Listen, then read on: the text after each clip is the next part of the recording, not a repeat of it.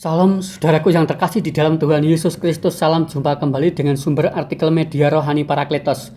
Untuk pembacaan artikel rohani pada saat ini dengan judul Harta Duniawi dan Harta Surgawi.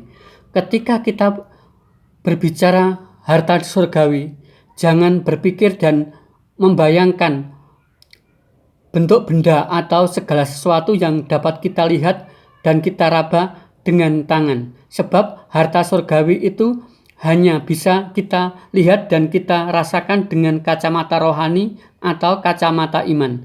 Yang membedakan antara harta surgawi dan harta duniawi adalah satu.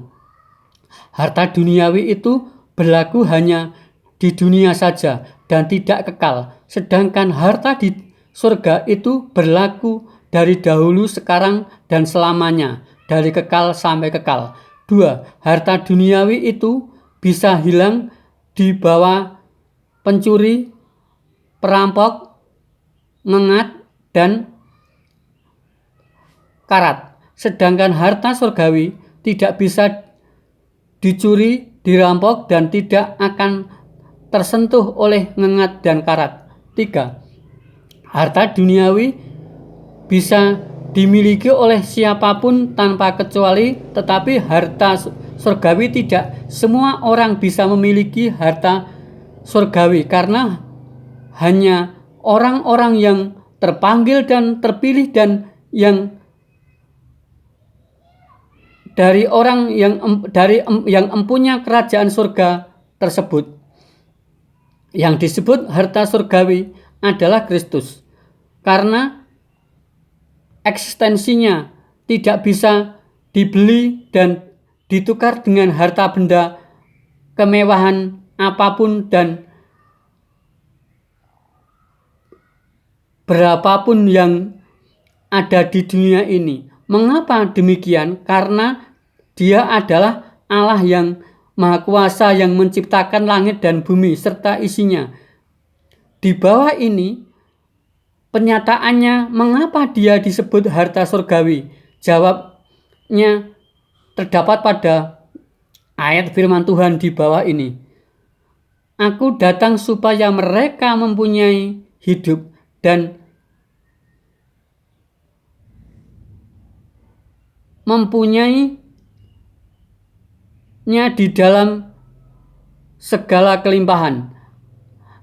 Aku datang supaya mereka mempunyai hidup. Yang dimaksud ayat di atas, aku datang supaya mereka mempunyai hidup. Penyataan Tuhan mempunyai hidup di sini bukan hanya seperti hidup di dunia yang dialami manusia pada saat ini. Karena manusia telah berbuat dosa, sedangkan hukuman dosa ialah maut atau kematian. Oleh sebab itu, kedatangan Yesus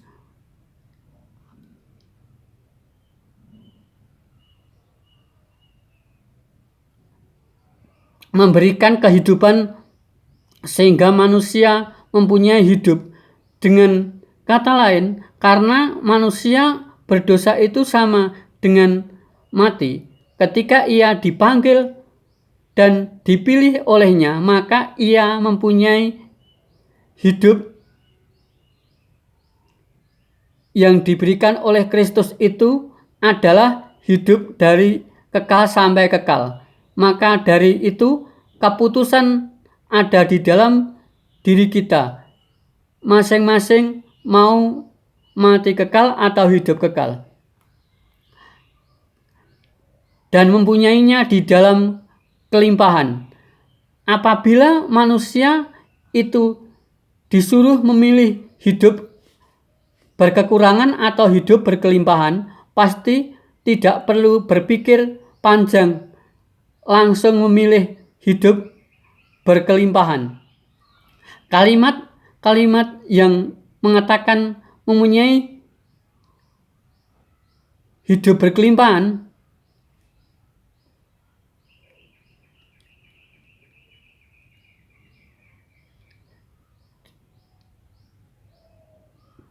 jangan dibayangkan dan diartikan bergelimang harta benda, kemewahan, derajat pangkat. Mempunyainya di dalam kelimpahan itu artinya seseorang yang diberikan anugerah kasih karunia dari Tuhan, terutama kelimpahan keselamatan dan kuasa dari kuasa dosa. Sejak seorang mengaku bahwa Yesus adalah Tuhan dan Juru Selamat di dalam kehidupan, maka seseorang pasti berkelimpahan di dalam kehidupan. Kata berkelimpahan kasih, sukacita, damai sejahtera, kebaikan, kemurahan, kelemah lembutan, dan yang lainnya. Itulah yang disebut harta di surga.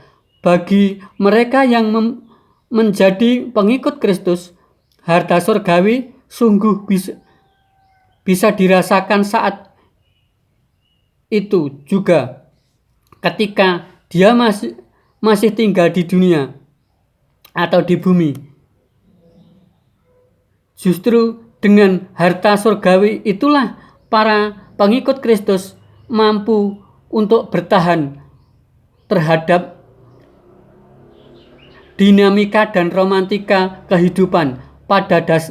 Pada kenyataannya memang hanya orang-orang yang mempunyai harta surgawi yang mampu bertahan hidup dan dari dahulu, sekarang, dan selamanya.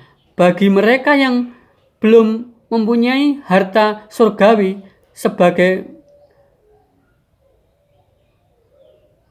segera untuk memilikinya. Selama dia masih berkenan untuk memberikannya, kuasa firman dan kuasa Roh Kudus yang memberi kesanggupan untuk memilikinya. Amin.